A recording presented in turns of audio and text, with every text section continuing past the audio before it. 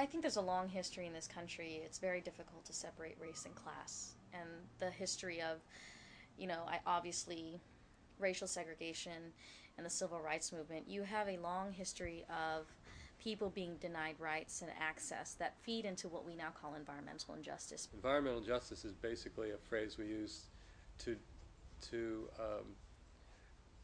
describe the condition where certain people, particularly communities of people of low income or people of color, are disproportionately burdened by industrial pollution.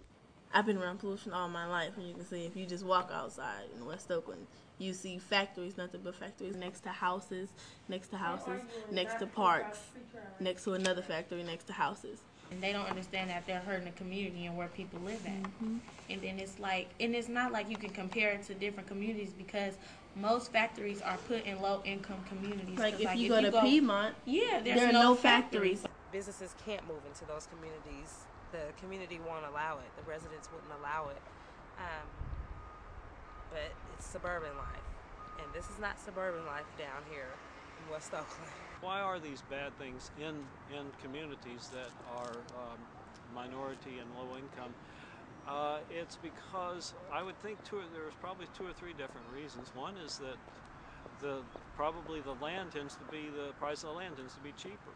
Number 2, these communities often are marginalized and don't have the same political influence and the political power that more affluent communities or more established communities might have, and so it's easier to get to go in there without opposition.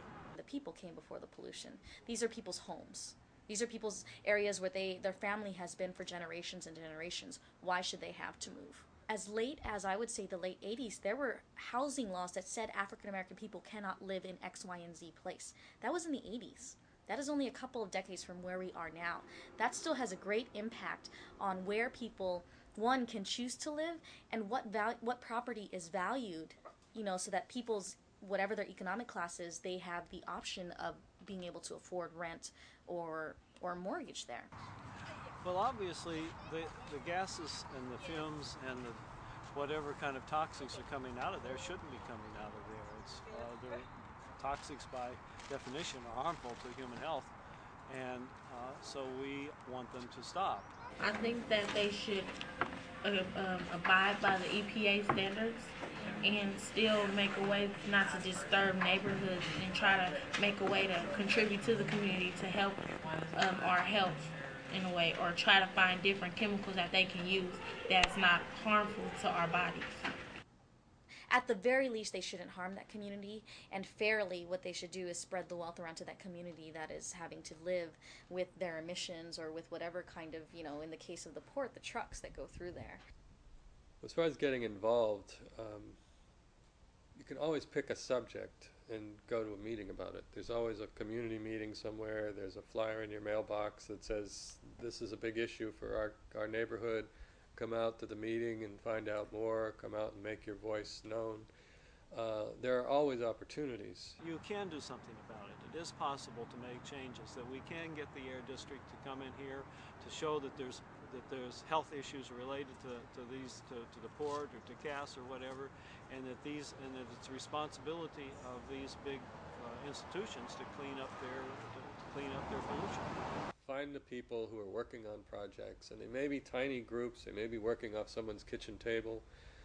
They may have an little office someplace, and maybe they just need help filing papers, or they need help, filling out forms, or they need help calling people up to get them to come out to a meeting.